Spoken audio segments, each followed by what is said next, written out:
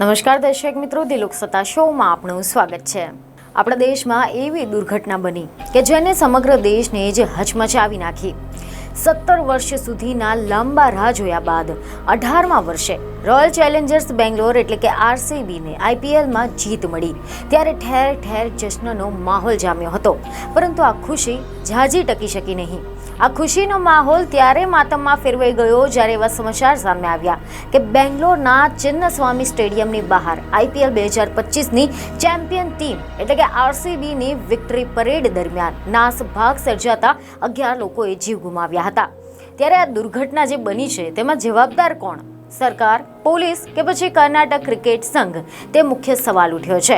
જો કે સમાચાર એવા મળી રહ્યા છે કે 18 વર્ષના લાંબા સમય બાદ મળેલી જીતને સેલિબ્રેટ કરવા માટે હોમ સ્ટેટમાં કર્ણાટક ક્રિકેટ બોર્ડ એસોસિએશને ચેમ્પિયન્સ ટીમની વિક્ટરી પરેડ યોજી હતી। અહીંયા પ્રશ્ન તો એ પણ થઈ રહ્યો છે કે આ વિજય પરેડને આખરે મંજૂરી કોણે આપી હતી?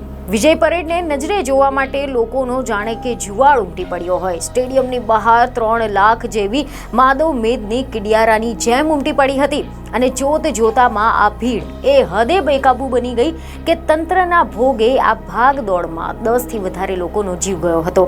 જો કે આ ભયાનક દુર્ઘટનાના મુદ્દે હવે કર્ણાટક હાઈકોર્ટે સ્વયં આ ઘટનાની નોંધ લઈને એક્શન લીધો છે। સમાચાર એવા મળી રહ્યા છે કે આરસીબી, ડીએનએ, ઇવેન્ટ મેનેજમેન્ટ તેમજ કર્ણાટક સ્ટેટ ક્રિકેટ એસોસિએશનના વહીવટી સમિતિ અને અન્ય લોકો વિરુદ્ધ બેદરકારી દાખવવા બદલ કબ્બન પાર્ક પોલીસ સ્ટેશનમાં એફઆઈઆર દાખલ કરવામાં આવી છે। તો આ સિવાય વકીલ નટરાજ શર્માએ મુખ્યમંત્રી સિદ્ધાર્થ મૈયા, નાયબ મુખ્યમંત્રી ડીકે શિવકુમાર અને કર્ણાટક ક્રિકેટ બોર્ડ પર પણ અનેક ગંભીર આરોપ લગાવ્યા છે।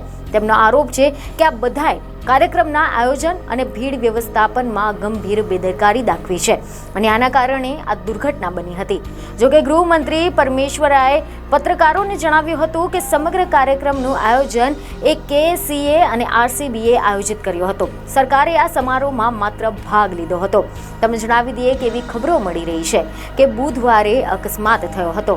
પ્રત્યક્ષદર્શીઓએ જણાવ્યું છે કે જીતના જશ્નમાં આ દરમિયાન સ્ટેડિયમની બહાર અને અંદર ભીડ અચાનક જ બેકાબુ બની ગઈ હતી અને આના કારણે અફરાતફરી મચી ગઈ હતી। ઘણા લોકો કચડાઈ ગયા હતા અને કેટલાક લોકો ઘાયલ થયા હતા। જોકે આરસીબીએ 11 મૃતકોના પરિવારજનોને 10-10 લાખ રૂપિયાની નાણાકીય સહાયની જાહેરાત કરી છે। આ ઉપરાંત આ દુઃખદ ઘટનામાં ઘાયલ થયેલા ચાહકોને પણ સહાય આપવા માટે આરસીબી કેર નામનું એક ભંડોળ પણ બનાવવામાં આવી રહ્યું છે।